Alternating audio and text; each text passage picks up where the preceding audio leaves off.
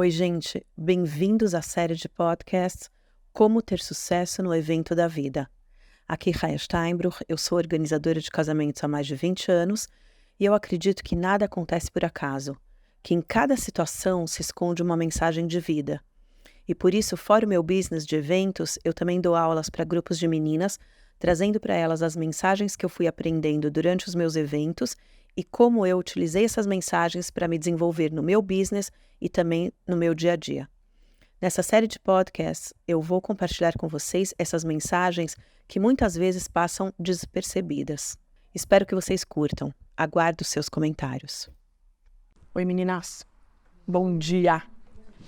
Bom, queria trazer para vocês hoje o tema de Hakarat Tov. A gente está falando sobre Kelim, instrumentos para a gente ter sucesso na vida, tá? Então, eu acho que um dos Kelim, um dos instrumentos importantes que a gente tem é a gratidão. Gratidão é a Hakarat Tov, é reconhecer o bem que fazem pela gente. O que quer dizer fazem pela gente? Também as pessoas que estão ao nosso redor, também, obviamente, a Kadosh Baruch Hu. Ok? Então, se eu pudesse resumir a aula de hoje em uma frase, eu diria que quando você tem gratidão sobre as pessoas que estão ao teu redor, sobre o que a Kadosh Baruch Hu te manda, você se sente amado. Esse amor que você sente vindo de fora para você te faz ter mais um push para você ter sucesso de continuar enfrentando as dificuldades do dia a dia. Bezrat Hashem. Ok? Então,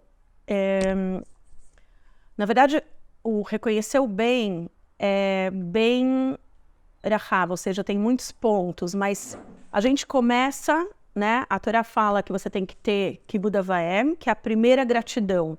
A gratidão do filho para os pais. Depois vem a gratidão da pessoa em relação ao Asvivá, ao redor dela. E conforme ela vai crescendo e virando adulta, ela consegue ver a gratidão de Akadosh Baruch Hu em relação a toda a vida dela.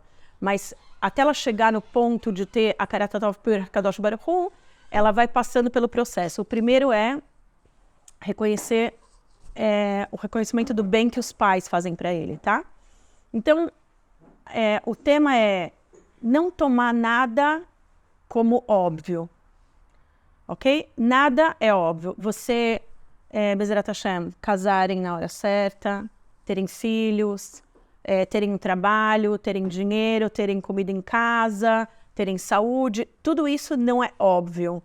E a gente vê que isso não é óbvio apenas quando a gente vê coisas que estão passando ao nosso redor que não são óbvias, como Shalom Edá, a gente presenciou um mês atrás o acidente com o filho da Tzivi e de repente a gente vê que tipo, nada é óbvio. E a vida deles mudou completamente. Baruch Hashem, o que aconteceu lá foi um milagre. Hashem Shlach Lo Refosh Lema Bezrat Hashem Bekarov Bimera Mamash Bekalut. Mas a gente viu que nada é óbvio e, obviamente, a gente falou da outra vez sobre a Tefilá. A Tefilá é realmente um dos Kelim Hazakim. Ok? Então, a gente tem que reconhecer o bem que nos rodeia. E esse sentimento traz pra gente o sentimento de amor. Os pais, que a gente começou com os pais, ok? Às vezes a gente tem a sensação que é tudo mudando meio lá. É óbvio que meus pais têm que me dar isso, isso, isso. É óbvio que meus pais têm que me criar. É óbvio que meus pais têm que me dar dinheiro. É óbvio que meus pais têm que me dar viagens, roupas, tá. Mas a verdade é que nada é óbvio. Você pode ver, se você estiver atenta, tem meninas que os pais, um pai abandonou, a mãe abandonou. Eu conheço algumas pessoas. Ou os orfanatos estão cheios de pessoas que os pais abandonaram eles. Então, o fato da gente ter pais que cuidam da gente, que dão pra gente as nossas necessidades, mesmo que não é tudo que a gente sonhou, a gente tem que ter a Hakarat Tov, ok? E, na verdade, a Guemará traz esse negócio de gratidão um pouco mais profundo. E na Guemará está escrito que se a pessoa não tem gratidão pelas pequenas coisas ao redor dela, então no final das contas, ela não vai ter gratidão por Akadosh Baruch Hu. Por quê? Porque é o contrário. A gente falou que a gratidão começa do reconhecimento do relacionamento dele com os pais, depois com a Svivá, as pessoas ao redor dele, e depois ela reconhece Akadosh Baruch Hu. Mas se ela não reconhece nem os mínimos que estão ao redor dele, e acha que, por exemplo, uma família me convidou para Shabbat, e eles estão ganhando a mitzvah de Achnasat Orchim. Ou seja, eu, na verdade, estou fazendo um favor para eles, eu estou dando uns rut para eles que eles estão me recebendo. Ou se você vê, puxa, que bacana, eles abrem a porta da casa deles para receber pessoas que eles não conhecem. Eles estão abertos para fazer a Achnasat Orchim amiti. A Achnasat Orchim verdadeira, não é que você convida um amigo e curte, também é a Achnasat Orchim, mas quando você coloca uma pessoa que está necessitada, aí realmente é a Achnasat Orchim amiti, verdadeira. Tá bom? E aí vem também outro tema, que é o reconhecimento valorizar o lance das mitzvot, tá? É uma coisa que eu pensei quando era jovem. Uma vez uma pessoa me perguntou, acho que eu tinha 20 e poucos anos, uma pessoa me perguntou, falou assim, pera, e se você um dia descobrir que esse negócio de caché, Shabbat, Niyut, é tudo falso? E aí, eu já tinha alguns filhos, né? E eu olhei para ele e falei, olha, eu não acho que é falso. Ou seja, eu averiguei bastante e a Torá traz provas de que ela é verdadeira e quem quer vai descobrir. Mas se algum dia, Chas v'Chalila, Chas v'Shalom, fossem falar, era tudo mentirinha, brincadeirinha, não existe nada disso, eu acho que se eu olhar para trás, os Yehudim religiosos, eles têm uma vida muito mais saudável do que o mundo lá fora. Seja lá as limitações que eles deram, né, na Torá, você vê que eles estão mais normais.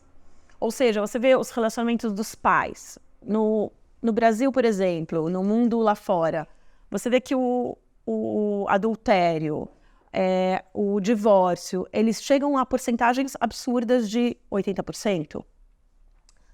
No mundo religioso não existe divórcio? Existe, mas a porcentagem é absurdamente menor. Absurdamente menor. No Brasil, se lá 4 milhões de crianças não têm pai, foram abandonadas. Muita coisa diferente. Quer dizer, lá o mãe solteira é normal, o homem com 2, 3 mulheres é normal. Tudo é normal. As pessoas andarem desnudas é normal. Tem tanta coisa que na verdade, ela não é natural. Como a gente falou na outra vez, a tzniut é uma coisa natural da mulher, mas ela foi estragada pelo mundo lá fora. Então, a minha resposta para a pergunta daquela pessoa é, mesmo que Chas v'Chalila fosse mentira, eu acho que eu tive uma vida muito mais saudável do que as pessoas lá fora. E os cinemas e as coisas que eles veem assim, totalmente absurdo. Então, na verdade, a pessoa que não é judia, ela também tem que ter a Akarat Tov por Akadosh Baruch Hu, que trouxe ela para o mundo. Mas eu acho que o judeu religioso, ele tem mais uma coisa profunda para ter a Akarat Tov, que é o cumprimento das mitzvot. Que, na verdade, tem gente que acha que tá te limitando, o mundo hoje é hofshi, é free, né? Cada um na sua, Deus na nossa, cada um faz o que quer. Não, não é assim. Ou seja, o mundo quer colocar um label que é tudo free, mas a verdade é que tudo tem regra. Tudo, na verdade, tem regra. A química tem regra, a física tem regra, a matemática tem regra, a natureza tem regra, tudo tem regra. Ou seja, ninguém faz o que quer na vida. Eu falo para as meninas, um exemplo que eu gosto de dar, sobre a máquina de lavar, tá? Eu falo, você tem a máquina de lavar, você recebe as instruções de uso, ok? Você tem lá roupa branca, 60 graus. Roupa colorida, ou 30 ou 40. Roupa delicada é diferente. Roupa de lã é outro programa. E quantas vezes pode ter bater a máquina? Tem tudo lá dentro das regras, ok? Ou seja, você pode chegar e falar, a máquina é minha, as roupas são minhas, o dinheiro é meu, eu não tenho agora tempo de ficar separando cores, separando tipo, não me interessa, eu ponho tudo de uma vez. Pode, você pode colocar tudo de uma vez na máquina, mas você tem que saber que tudo tem consequência. Se você misturar branco, amarelo, verde, vermelho, vai sair tudo manchado.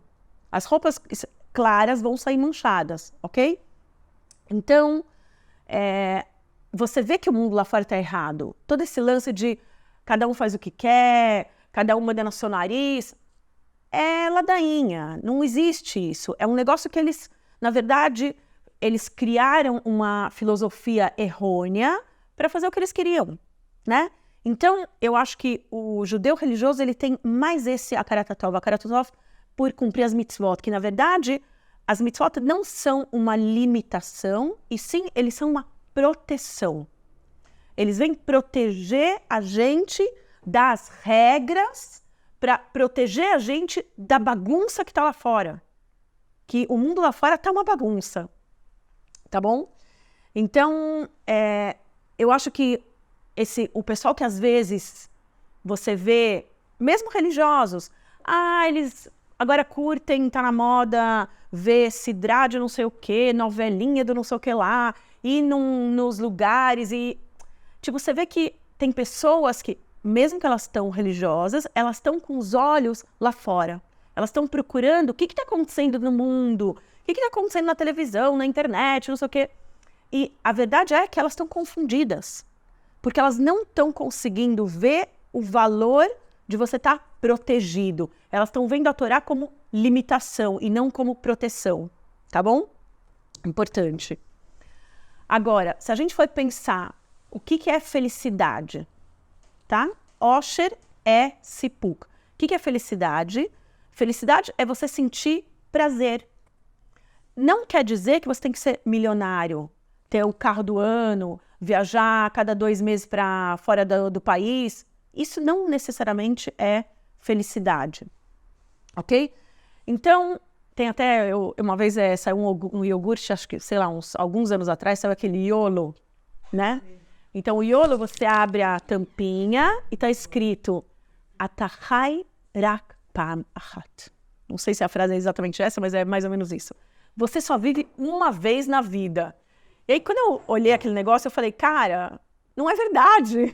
Tipo, primeiro, existe Gilgulim, não é que você só vive uma vez na vida. Segundo, essa frase é a tal da frase de faz o que você quiser, o mundo é livre, faz o que te dá na telha. Essa frase é totalmente errada. O Iolo é maravilhoso, engorda, é muito chocolate, mas a frase está fora de estação. A liberdade é saber também falar não, e aquela que fala sim e acha que ela é livre, na verdade ela não é livre. Ela está se deixando empurrar pela onda. Ou seja, todo mundo agora usa roupa curta, eu uso roupa curta. Todo mundo agora usa sapato X, eu também uso sapato X.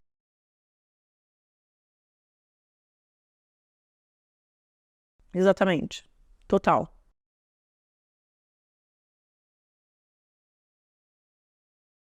Total, total. Mas você vê que o pessoal que está com os olhos para fora, né, olhando o que está acontecendo ao redor do mundo, você vê que ele não está feliz. Por que ele não está feliz? Porque a pessoa feliz, ela sente um equilíbrio, ela sente um bem-estar com ela mesma. E a pessoa que está o tempo inteiro atrás de biluim, atrações, e viajar, e comprar mais roupa, e ter mais isso, e ter mais aquilo, você vê que ele não está feliz. Ou seja, ele foi para a França, ele volta da França, ele já está planejando qual é a próxima viagem que ele vai. Por quê? Porque tá bom, foi legal lá, mas agora vamos para a próxima.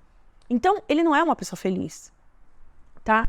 Olha, não sei se vocês conhecem essa história, eu trouxe esse cara aqui para me drachar uma vez, um cara americano que os avós dele eram muito ricos, tá? Os avós eram milionários e eles deixaram uma herança absurda para cada neto, tá? Então, quando ele tinha 18 anos, ele ganhou de herança do avô que faleceu $6 milhões. Não, é um absurdo. E o que ele fez aos 18 anos com $6 milhões? Ele torrou o dinheiro em 1 ano e meio.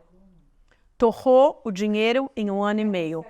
Como ele trocava de carro uma vez por mês. Todo Shabat ele viajava para fora dos Estados Unidos. Cada Shabat ele estava num país diferente. Obviamente, ele levava os amigos dele junto com ele. Isso não me lembro. Mas, ele torrou a grana. Torrou em vinhos, em baladas, em hotéis, em viagens, em, obviamente, roupas, comida, lá. 1 ano e meio, ele torrou $6 milhões, ok? Aí, passou 1 ano e meio e agora... Bom, e agora, passou alguns meses, a avó dele faleceu e ele ganhou o segundo $6 milhões. E então, o que ele fez com os $6 milhões? Ele torrou de novo todo o dinheiro. Um pirralho de 20 anos, o que ele vai fazer com $6 milhões? Torrou e dessa vez demorou um pouquinho mais que 1 ano e meio, mas ele acabou com o dinheiro. E aí, depois de alguns anos que ele estava o tempo inteiro só nesse estilo de vida, high level, não é nem high level, não tem limite para isso. Então, ele entrou em depressão. Por quê? Porque ele não tinha mais o dinheiro para gastar da maneira que ele gastou nos últimos anos. Os amigos dele que ele levava para a França, para a Itália, para não sei o quê, já não estavam mais olhando para a cara dele, porque o que ele vai fazer com esse cara que não tem grana no bolso? Então, ele ficou sozinho em depressão. Ok? Isso é Osher? Não. É felicidade. Ele não estava feliz. E aí, ele teve a Setat Shmaya, que um dos amigos dele de infância fez tchuvá. E esse amigo de infância escutou que ele estava deprimido. E justo chegou em Nova York um dos rabinos da Aish Torah, que era um Rav de Kiruv. E esse amigo dele trouxe esse Rav de Kiruv para falar com ele. Eles ficaram umas 2 horas conversando. E o Rav convenceu ele a vir 1 mês para Aish Torah para, assim, esparecer, como se diz, né? Tá, ele ficou aqui 1 mês, ele começou a descobrir, ele já era assim, kasher Shabbat, alguma coisa assim, mas não era religioso. Ele começou a descobrir, tipo, o tam, o gosto da Torá Behemet, de verdade. E ele tava, tipo, nesta Torá, na frente do Kotel, assim, tudo, né, do chá e tal. E Baruch Hashem, ele ficou mais forte, casou, teve filhos e já era outra pessoa. Eu trouxe ele para falar para as meninas da Midrashá, ele chorava, porque, tipo, ele mesmo reconhecia todos os erros que ele fez naquela época, né? E que ele estava cego pelo dinheiro. Então, eu lembro da cena, ele olhava assim para mim no meio e ele falava, você nunca mais vai me fazer isso, de trazer ele para falar em público, porque é muito forte para ele, né? Muito forte falar, mas eu queria muito que ele mostrasse para as meninas que realmente $12 milhões não é Osher. Ao contrário, quando ele estava, talvez sem o dinheiro, mas ele estava com uma esposa boa, com os filhos dele, numa vida simples, mas ele estava muito mais feliz do que nas baladas que ele tinha pelo mundo com $12 milhões. E, bom, aí eu lembrei de um casamento que eu fiz, um casamento de Hesed, uma família de 16 filhos, obviamente, tudo super simples, casamento num dos salões mais simples de Jerusalém, tudo bem pachut, mas o fato que eles estavam, assim, rodeados pela família, pelos amigos, e tinham tido um shidur bacana, e a filha dele estava contente, eles estavam tão contentes que era, assim, incrível você ver aquela família, e eles não têm dinheiro, nem pro dia a dia, nem pro casamento, nem para nada. São pessoas bem, bem simples. Mas você via o Osher, a felicidade deles na festa, tá? E outra comparação, na época da corona, eu tive vários casamentos diferentes. Ou seja, vários casamentos que estavam programados para um lugar e acabou sendo em outro e tal. Então, um desses casamentos me marcou bastante, que era uma família americana. E, bom, a gente tinha programado o evento dela, da Kalá, num salão super bacana, super high level, bem rústico, no meio do mato, coisa assim bem diferente. E aí era começo da corona, tinha aquela história, vacina, não vacina, que sim recebeu vacina. E, de repente, o dono do salão começou a ter um ataque e ele me liga na noite anterior do casamento, não era nem no dia, na noite anterior do casamento, ele me telefona e fala, olha, você tem um monte de americanos vindo, eu não quero que eles pisem no meu salão. Por quê? Porque naquela época, no começo da corona, nos Estados Unidos estava muito mais forte, as pessoas estavam morrendo uma atrás da outra. Aqui ainda não tinha chegado tão forte. Então eles tinham muito medo dos americanos. E tinham, sei lá, a família dela tinha quase 100 pessoas que estavam vindo dos Estados Unidos. Então era a noite anterior do casamento e de repente o cara falou, eu não vou receber vocês. Bom, eu fiquei brigando com ele, eu lembro que era eram 8 horas da noite, eu discuti com esse cara até 00:30. Ligava, desligava, ligava, desligava, ligava, desligava. Não tinha jeito de convencer o cara a deixar a gente entrar. E tinha aquele negócio das cápsulas, eu fiz um sketch de novo para dividir o casamento em cápsulas como ele queria, ele não aceitou, ele tinha um lugar interno, um lugar externo, eu mostrei para ele que dava, não sei o quê. Não tinha com quem falar. Mais de 4 horas eu discuti com o cara, ele não deixou a gente fazer o casamento lá. Conclusão, eu até essa hora não tinha nem falado para os pais, porque falei, não quero preocupar os pais de graça, né? E aí, 00:30, eu me deparo com a situação de que eu não tenho salão para o dia seguinte. Bom, e aí, Deus me deu uma avracá, me deu uma ideia brilhante. O local que a gente ia fazer não era um lugar kasher. Então, eu contratei um catering de fora para trazer toda a comida para o salão que não era kasher. Esse catering, ele tinha também um salão dele.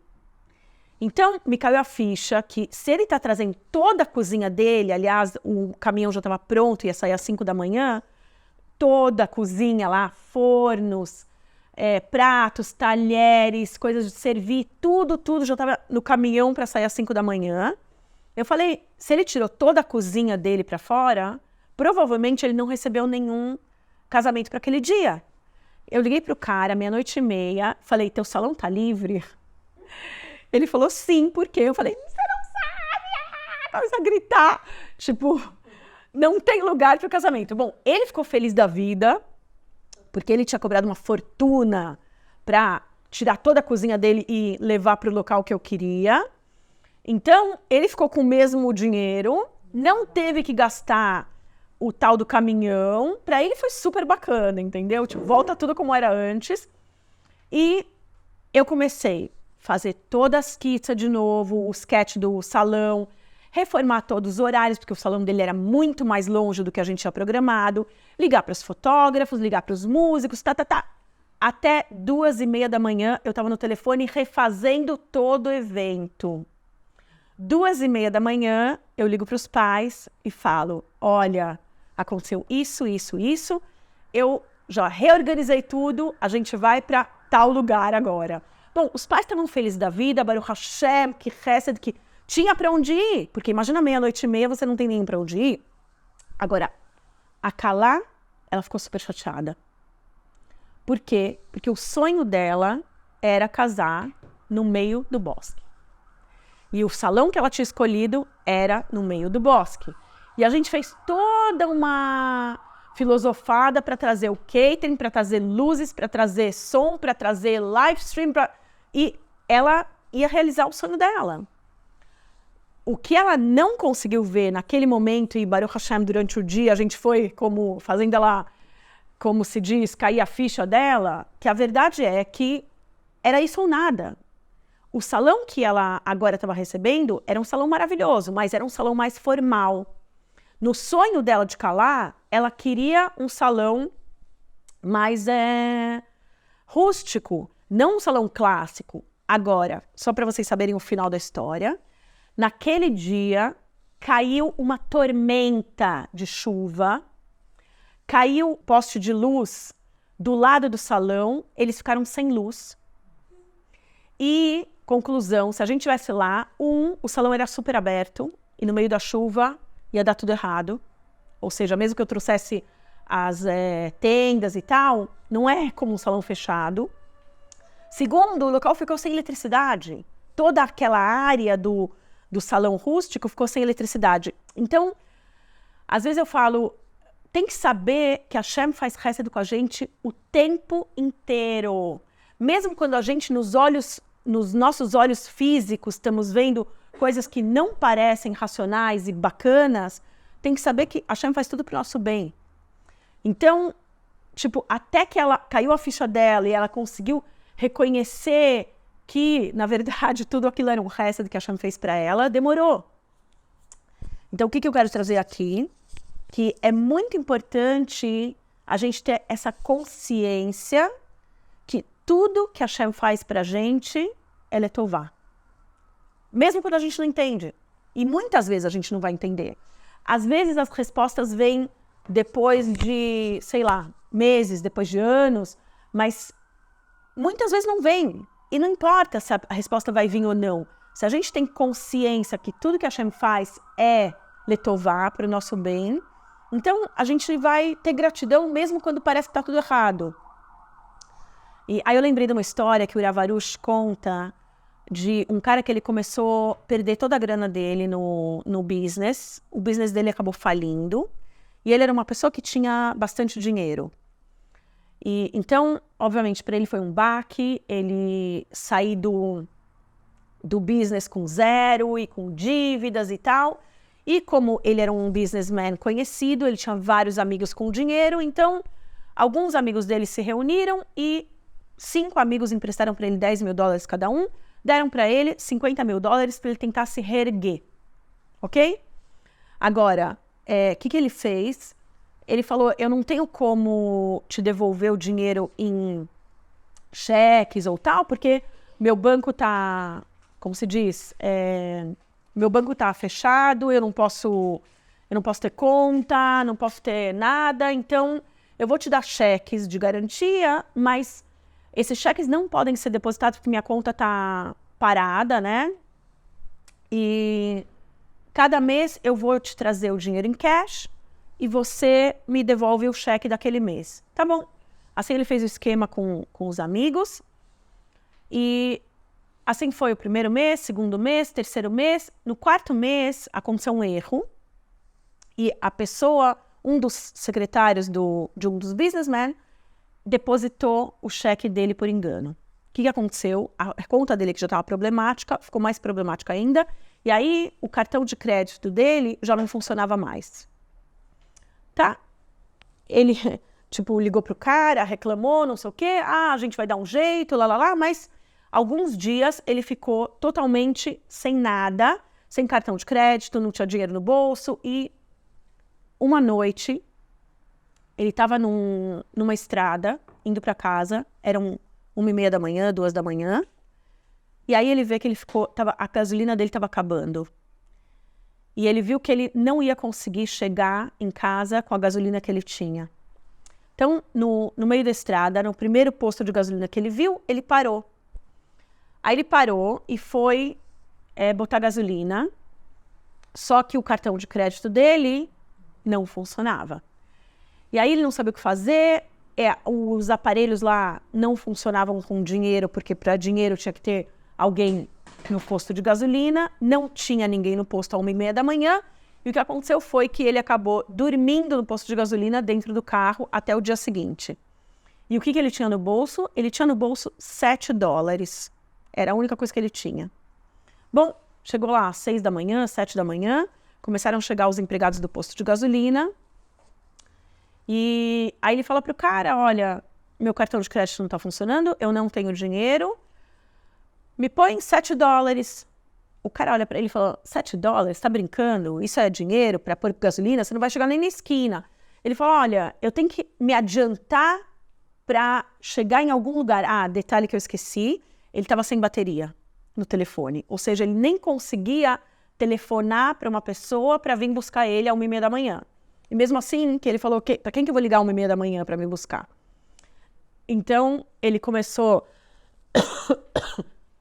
a falar com o cara do posto de gasolina e acabou contando para ele a história, que ele perdeu tudo e não sei o quê, e a coisa do cheque, o empréstimo e o banco, e é isso que eu tenho, $7. Aí o cara do posto de gasolina olhou para ele e falou, sabe o que eu faria se eu fosse você? Aqui do lado tem uma lojinha da Loto. Se eu fosse você, eu colocaria $5 de gasolina e $2 eu colocaria num cartão da Loto. Ele olhou assim pro cara e falou assim, quer saber? Vou seguir o teu conselho. Pôs $5 de gasolina para ele chegar em algum lugar onde tivesse algum telefone e ele colocou $2 no cartão de Loto, tá? Ele foi embora, botou os $5, foi embora, chegou em casa, passou uma semana, ele viu que ele ganhou na Loto. Qual era o prêmio que ele ganhou na Loto? $50 mil. Exatamente o que ele estava devendo. Bom, a história é incrível, por quê? Porque o Urav fala, se você for ver, naquele momento o cara tá sem telefone, sem cartão de crédito, sem gasolina, no meio da estrada, 1h30 da manhã, e tipo, cara, parece tudo errado. Tudo errado. Mas, então, tipo, nessa hora ela vai começar a xingar o secretário do amigo dele que depositou o dinheiro e fez ele ficar numa situação, né, consequentemente, fez ele ficar numa situação totalmente vulnerável, tá? Mas, na semana seguinte, ele entendeu que a Kadosh Baruch Hu colocou ele naquela situação, daquele jeito, por quê? Porque a Hashem queria dar para ele $50 mil de presente. Mas se ele não tivesse às 2 da manhã, no meio da estrada, sem telefone, sem cartão, sem dinheiro, sem nada, ele não ia jogar na Loto. Não ia passar na cabeça dele.